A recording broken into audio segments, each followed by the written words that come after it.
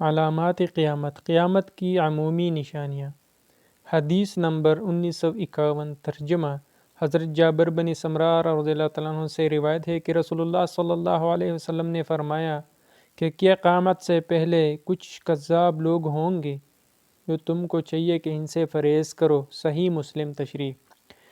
کذابین سے یہاں مراد وہ لوگ ہیں جن کا جھوٹ غیر معمولی قسم کا ہو اور اس کا تعلق دین سے ہو، جیسے نبوت کا جھوٹا دعویٰ کرنے والے اور جھوٹی حدیثیں گڑھنے والے اور جھوٹے قصے گڑھ کر اپنی بدعات و خرافات کو رواج دینے والے۔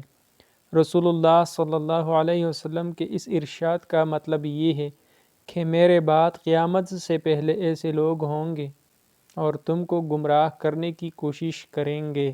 میرے امتیوں کو چاہیے کہ ان سے ہوشیار رہے اور دور رہے اور ان کے جال میں نہ پھنسے۔